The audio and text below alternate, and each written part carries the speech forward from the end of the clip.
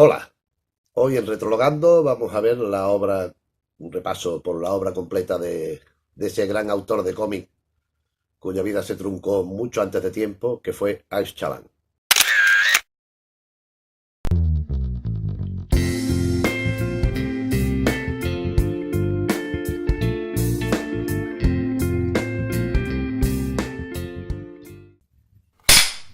Ives Chalán nace en 1957 y es junto a Riveri Flock, Ted Benoit, los autores que relanzan en los 80 la línea clara, sobre todo en Francia, dándole unos tintes más de adulto, más de... Hay la línea policíaca, hay la línea, digamos, futurista de ciencia ficción, en distintas facciones, en la evolución lógica de los grandes maestros Tintín, Jacob Baudemont, algunos de los cuales todavía estaba activo. En estos años 80 hay un resurgimiento, una reivindicación de la línea clara por parte de una serie de autores, y Ives Chalán es quizá el más representativo, junto, ya digo, a Riveri Flock. ¿Qué ocurre? Él empieza a publicar en el año 79 y de repente en 1990 pues se mata. Muere en un accidente inopinadamente. Deja la obra pues como lo que había, la parte inconclusa. Seguramente hubiera seguido bastante por lo que se conserva de bocetos y de ideas que iban empezando a apuntar ya a finales de los 80, pero que evidentemente todo eso son hipótesis. La parte central de su obra la ocupan los 5 álbumes de Freddy Lombard. Aquí tenemos una edición en 2 tomos del Freddy Lombard completo que se publicó en España siguiendo la estela del integral francés, de la obra completa francesa de Chalán. Freddy Lombard es un personaje que evidentemente recuerda a Tintín desde su primera historia del testamento de Godofredo de Bouillon. Si encontramos el personaje de Lombard, encontramos al señor Rubio con el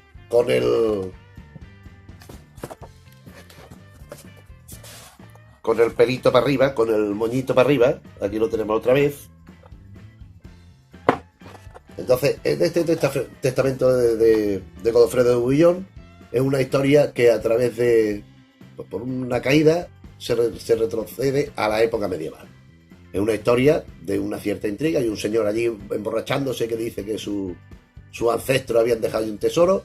Hay un tipo malo, un perverso, que se lo impide ya en su momento al antecesor hacer lo que él quería. El que lo hace matar. Gracias a Freddy Lombard, a Sweep y a Dina, que son los personajes.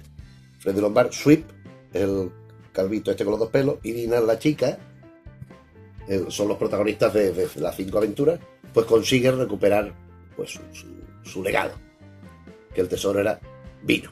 Pero bueno, hay una segunda historia que también está en este primer álbum, que es el cementerio de los elefantes,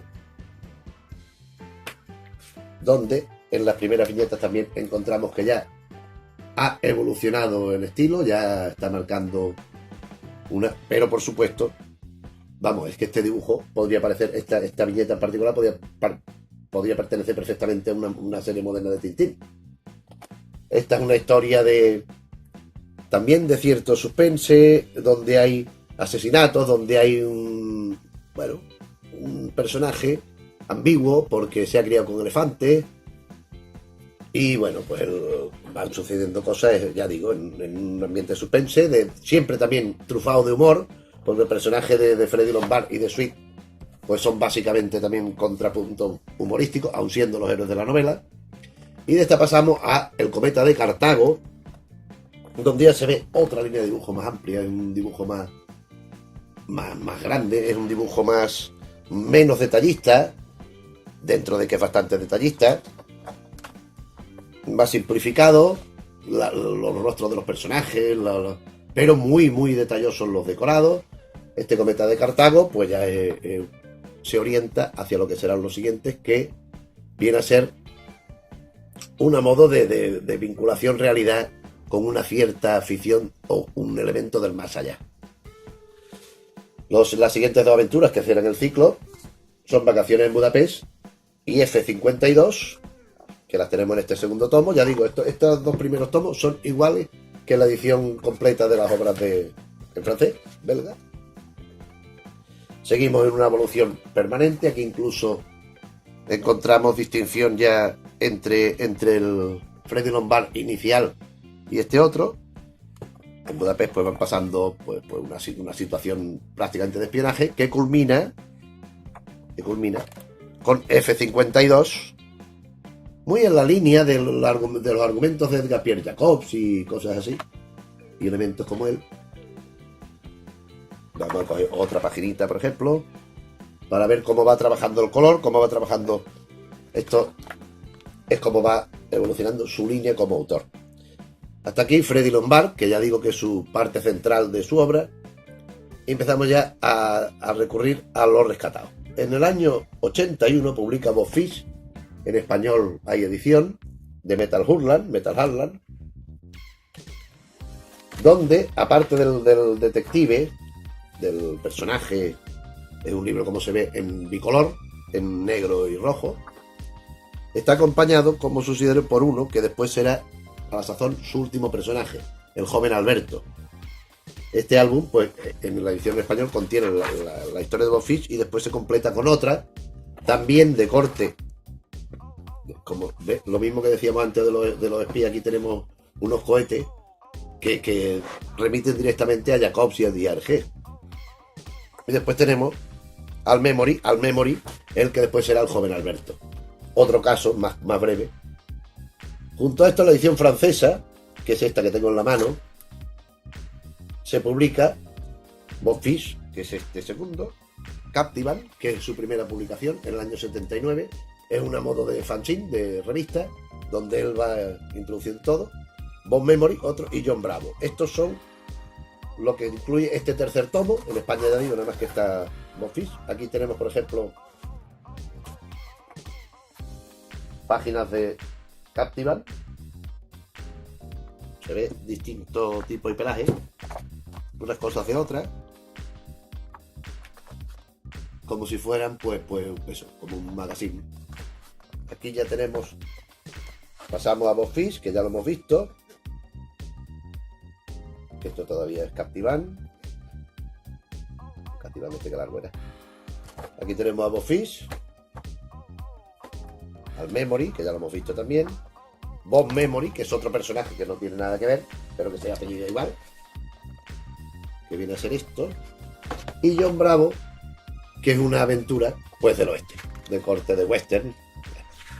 Él no tiene más. Este personaje de Bob Memory, que es una historieta corta en blanco y negro, sí tuvo traducción en España y se publicó en la revista Metal Hurland, donde se publicó también, de forma al menos parcial, el joven Alberto, que en edición muy reciente se ha publicado en esta versión. Son tiras de dos columnas apaisadas, donde en cada una pues pasa una historia. Alguna hay continuada, pero muy poca. Este es el joven Alberto, que es el Al Memory, que aparece junto a Bob Fish, el ayudante. Son historias un poco de niño travieso, de gamberro, de chico que hace lo que le parece con sus amigos y con sus enemigos, y con una bastante particular visión de la vida. Es muy divertido y es lo que realmente, cronológicamente, es lo último que hizo. Con anterioridad, también en español, lo digo porque en este cuarto tomo de obras completas que ahora revisaremos, está Adolphus Clark. Estos son unas historias cortas, pero otra entrega en la línea de ciencia ficción. Al principio ya lo decía. Aquí hay Adolphus Clark, que es este personaje que está por aquí. Aquí hay una serie de historias, son historias no muy largas. Hay un viaje, una especie de excursión como programada al final, donde hay dinosaurios, donde hay peligros de verdad. Hay relación de él con las personas, con los robots que hay en su momento. Y es una historia de ciencia ficción. Esto en este último tomo de obras completas de Chalán. Aquí tenemos el joven Alberto. Este es el cuarto tomo y último que ha salido. El joven Alberto. Atomax, que es otro personaje de historia corta. Esto sería Secuestrados en el teletransporte, Adolphus Clark, que es el que acabamos de ver. Y después una serie de libros, ahora lo vamos a ver, una serie de libros que él ilustró. Aquí tenemos al joven Alberto, a razón de 2 tiras por página. Joven Alberto, que hemos visto en la edición en español. Tenemos también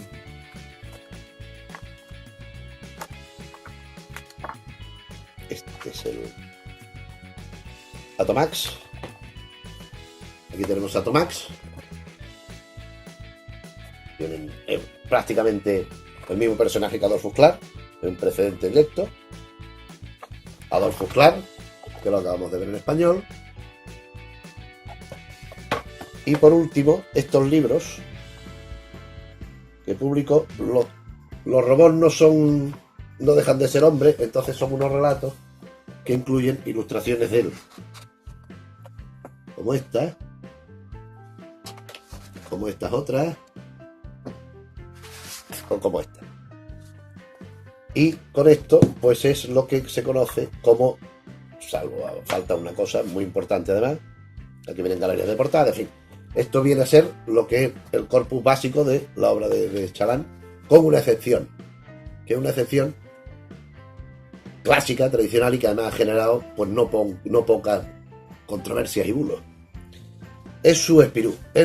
Chalán dibuja un espirú, es sabido, lo crea Gigé, lo encumbra Franklin con Espirú Fantasio y el Marsupilami y la ardilla Spip, pues crea una saga que después han continuado otros autores.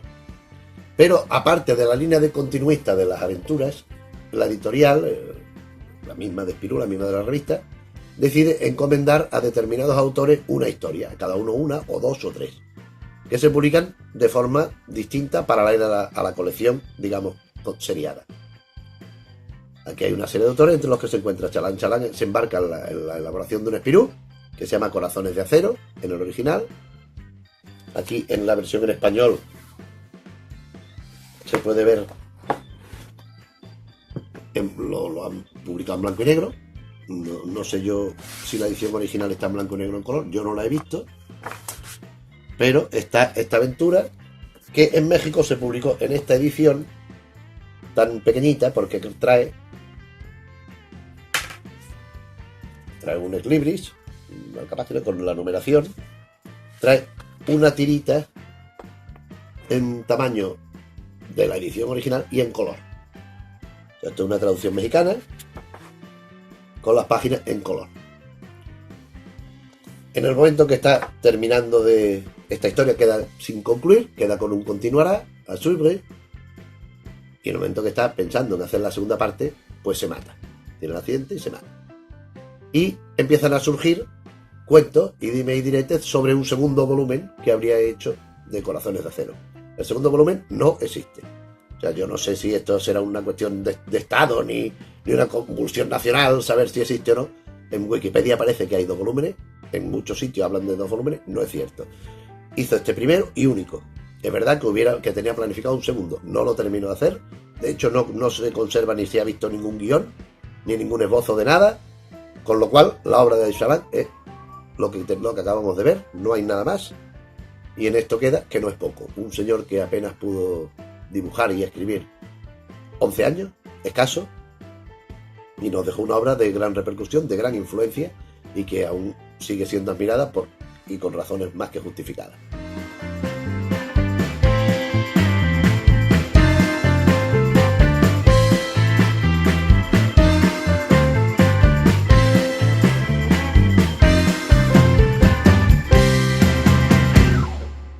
Como siempre, pues si os interesa, pues le dais al icono del like.